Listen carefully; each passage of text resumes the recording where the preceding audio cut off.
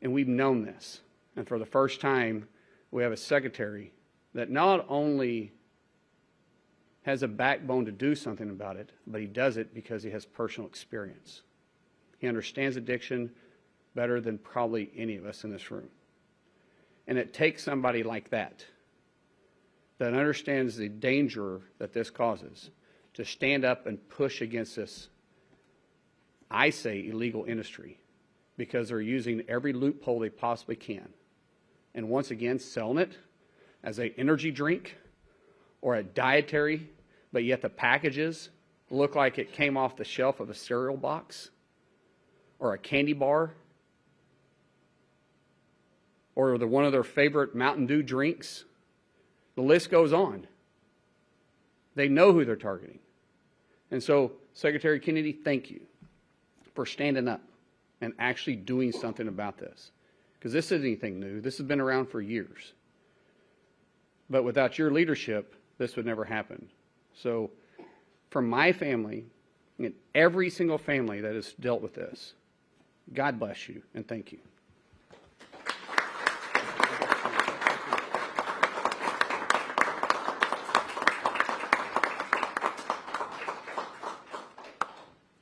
Thank you very much. Thank you for those kind words. Markwayne. Thank you to Jim O'Neill, to Tom Przosnik, to Marty Makary, and to Wendy as well. Thank you for that, for sharing your story. I spent 14 years a heroin addict, and so I've been 43 years in recovery, and so I spent a lot of time talking about addiction and reading about it. And typically in most societies, you have about 10% of the population that suffers from addiction. But when there is availability, that can become a crisis. And you can have, for example, in Yemen, virtually 100% of the adult population is addicted to khat, because it's available on every corner. And my addiction started because of, let me say this, it was precipitated by availability. In April of 1968, 3 months before my dad died, the French Connection, the biggest heroin bust in history, heroin recovery, happened all together. They got out of one automobile 200 pounds of heroin, of pure heroin, and they ended up getting, I think, about 1,600 pounds over time. That heroin was then stolen from the evidence locker room in the Manhattan DA's office, and it was distributed on the streets of New York. And for several years, there was $2 heroin, so it was available in deuces. And there were people on every corner in Harlem, every corner in the Lower East Side, who were selling $2 heroin. And 72nd Street in Central Park, there were over 100 dealers selling it at that time. And, you know, I had iron willpower in other parts of my life. I gave up candy for Lent when I was 13. I never ate candy again until I was in college. I gave up desserts for Lent the following year, and I never had another dessert till I was playing sports in college and trying to bulk up for sports. I felt I could do anything with my willpower, but this compulsion was absolutely impervious to my will. And part of the problem was just the availability. It was too easy to get this drug for me.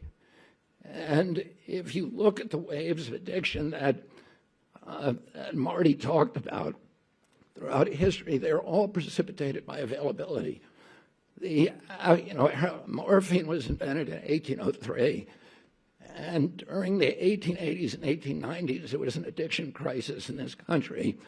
One, because of the availability of opium that was coming in through immigrant supply chains, and the other was there was a lot of Civil War veterans who had become addicted, and it was widely available. Cocaine was available in medicinal drinks and in popular drinks like Coca-Cola.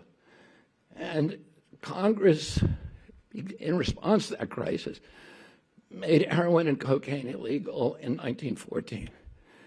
And we had a break from it for many, many years. And then the drug culture began in the 1960s, where it was psychedelics, et cetera. But the real addiction crisis began after 1969, when that heroin became available. And you got a whole generation that was hooked on that. And then in 1970, Congress again acted to criminalize heroin possession.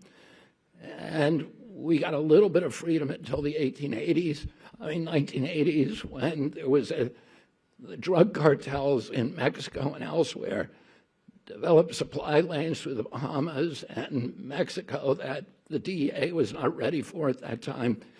There were huge surpluses of cocaine in our country, and the drug dealers figured out a way to market it very cheaply through a new form of cocaine called crack. And throughout the 80s and 90s, we had the crack crisis in our country because of the availability. And then in 2000, we had the oxycodone crisis because suddenly opiate pills were available, partly because of the agency capture at FDA that Marty is now dismantling. And with that, FDA's action abetted that crisis. And so when we have that availability, it turns into a national crisis. And we're still losing 80,000 kids a year. 3 years ago, we lost 106,000 kids to addiction. That's double the number of children that died, of American kids who died during the 20-year Vietnam War. It's 2 Vietnam Wars worth of casualties a year from this crisis. And as Markwayne said, all of us are touched. President Trump is touched. His family also suffered from addiction. My family, I lost a brother to this disease. I lost a niece during COVID, a niece who I raised in my house, who was like a daughter to me. I lost another niece to injuries, who's now a quadriplegic because of this disease. But all of our families are touched, every American family. The financial cost to our country is in the trillions. And what we're determined to do is to avert a 4th wave of addiction. You know, I became an addict because it was so available, but I still had to go to Harlem, or I had to go to the South Bronx, or I had to go to the Lower East Side. And now you can go to any gas station. And the people who are marketing these drugs, we were met with Pam Bondi yesterday, talking about this issue, and with these people from the DEA, and they showed us maps of the places where the vape shops and the smoke shops where this stuff is being sold, and they're around military reservations in our country, and there's, the DEA has done measurements of urine in our troops, and they're skyrocket. The more it's directly correlated to the number of vape shops in their area. They're putting them around schools, they're putting them in our poorest neighborhoods, and now they're putting them in every gas station. And they're marketed for children. They're gummy bears. They're bright colors. They're candy flavored. This is really a sinister industry. As Marty pointed out, our agencies have been asleep at the wheel for all of these other crises. And now we're going to wake up, and we're going to stop this before it starts. So I want to thank all of these ladies and gentlemen for their commitment to making sure that this does not happen again in our country and averting the 4th wave of addiction. Thank you very much.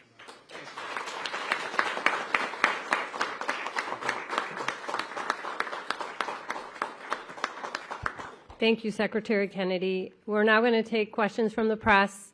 If you can please keep your questions to the reason we're here today, and also give your first name, last name, and outlet. We have a microphone for you. David Lim with Politico. Thanks for taking my question. In 2018, former FDA Commissioner Scott Gottlieb said FDA scientists conducted an analysis suggesting that kratom compounds had opioid-like properties.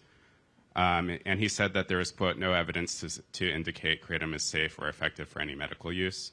I know the FDA's warning letters and the actions today are concentrated on concentrated 7-OH products, but does the government today believe kratom itself is safe to consume? And then secondly, the DEA previously attempted to temporarily schedule 7-OH in 2016 before backing off after receiving public blowback. Is the Trump administration prepared to finalize the scheduling process, even if it receives similar concern now? So, first of all, we're not prepared to say anything is 100% safe, especially when it has psychoactive properties. But what we are saying is that our focus is on synthetic concentrated kratom.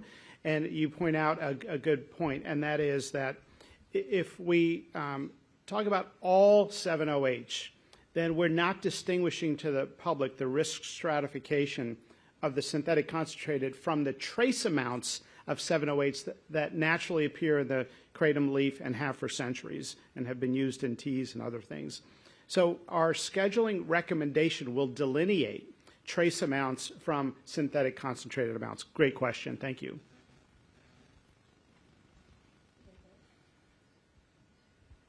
Hi, Lizzie Lawrence, reporter with STAT. I'm curious how many, if there are any known cases there are of 7-OH being recorded as the sole cause of a fatal overdose. We have terrible statistics because if somebody comes in with 7-OH overdose, I'm not even sure a doctor would know to ask about 7-OH. Very few doctors I've spoken with know what's in these vape stores or know what 7-OH is. I've had to explain it to the dozen or so doctors I've talked to. So I think we're just starting to understand. It's very, very reminiscent of when we prescribed opioids to patients who didn't need them after minor surgical procedures, or too many opioids for those who did need an opioid.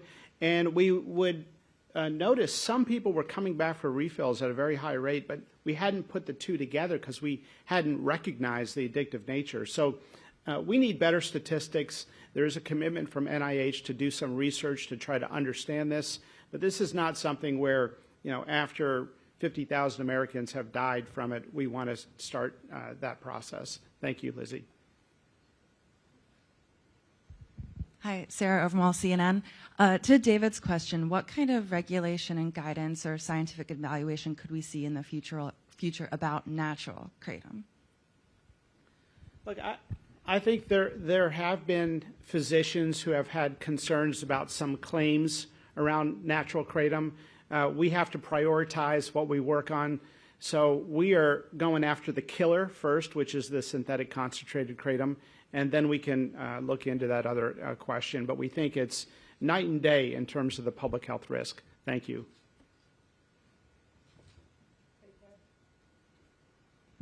Hey, thank you. I'm Scott with CBS.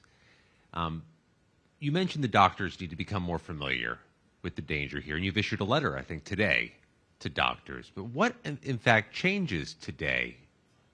I'm sorry, are you issuing a new regulation? Are you going to do the scheduling? What actual change is HHS affecting today? Yeah, so great question. Thank you for that. So a couple things. One, we're issuing a report, an FDA report on 7-OH, explaining it.